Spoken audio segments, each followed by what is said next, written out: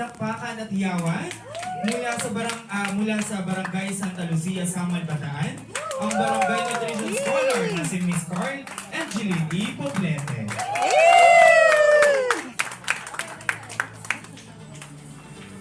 Hello mga ka-nutrisyon. Good morning ang mga ka-Ensoinian ko.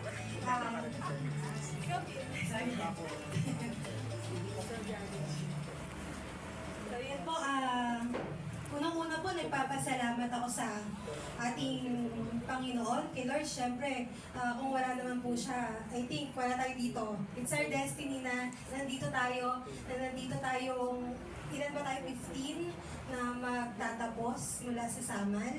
So, ayun, nagpapasalamat din po ako sa mga organizer, of course, ng ENSOA for Juan and Juana, for everyone in Juana. Of course, yung NNC Region 3, yung ating pong mga resource persons, yung ating pong mga, ayan, yung mga, pati yung mga callers, syempre. At ang aking mga fellow Ensoinians. Of course, yung ENO namin po nandito din. Good morning po sa ating lahat. At na mga nagsipagtapos at syempre yung mga organizers. Marami po akong dapat ipagpasalamat. Unang-una po sa NPC, NPC tuloy. NNC Region 3. Unang-una po kasi sobrang patient nila sa atin. Patient in the sense na yung enrollan po, July. Nagsimula ng July, then nag-extend, parang 3 beses na nag-extend hanggang August. So ako nga rin po, ginawa kong point na i-share yung link ng enrollment doon. Hindi lang sa GC po naming mga BNS. Siyempre lahat na kami naka-enroll. Nung nag-extend po, doon naman sa GC ng mga BHW. Kaya po ito po, meron po tayong mga kasamang mga BHW sa Samal. So parang naging banding po namin. Parang it's the 9 o'clock habit namin every Tuesday and Friday. Itong mga nakakaraang buwan. And of course, kasama din po ako nung season 1, of course. Sinitay rin po namin yung graduation and certificate. Ayan, more than the cash prize, talagang hinintay namin yung mga certificate. So, ano pa ba? Meron akong sa isip ko ng mga pagpapasalamat. Thank you po kasi yung ENSOA, actually po, nag-print ako nung PIPAN. Oo, 100 plus page yun. Pero I think hindi ko na kailangan, for reference na lang, kasi natakel po yung PIPAN, yung ating first 1,000 days.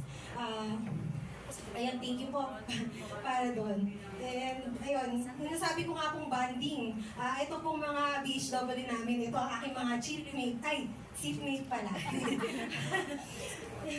Hindi kami nagkokopyahan ng sagot. So, ayun po yung bilang naging participant din po nung ENSOA Season 2, nakita ko po yung pagbabago eh. Sobrang ganda na ng format ng Season 1. Pero nung Season 2, mas pinaganda.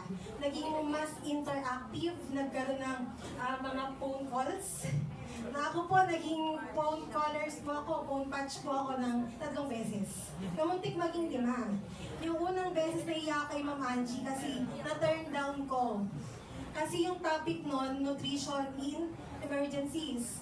Sabi ko po, although nakapag-complete ako ng nutrition in emergencies na webinar ng NNC, wala po akong experience na ma-share. Kasi although katatapos nung kanina, yung aming barangay is napakaswerte na hindi naman po kami, wala kaming evacuees, wala po kami mga nasalanta. So, tapos nung sumunod, si Ma'am Alex na yung nag-aan sa akin. Hindi na ako makatanggi. Pero okay naman po, swak na swak yung tungkol sa mga programa sa barangay, which is na-share ko rin po yung aming mga program sa barangay At yun din po yung kinatutuwa ko sa phone calls kasi hindi na lang yung mga resource person yung nagbabahagi ng mga experience nila. Pati yung mga OBNS ko, mga DNPC, I think mga MNO po yung mga naging phone calls nyo po noon. So, sabi ko short and sweet lang. Pero ang dami ko pang gustong sabihin. Pero siguro next time na lang. Pwede ko i-post ko na lang po. Thank you po. Thank you po. Congratulations po ulit sa ating lahat ng mga employee. And I'd like to leave yung quote ni Henry Ford. Anyone who keeps learning stays young. So, season 3, waiting. Enroll po ulit tayo. Thank you po. Thank you po na naging top 1 kami. Kala namin top 3. Thank you so much. Thank you so much po.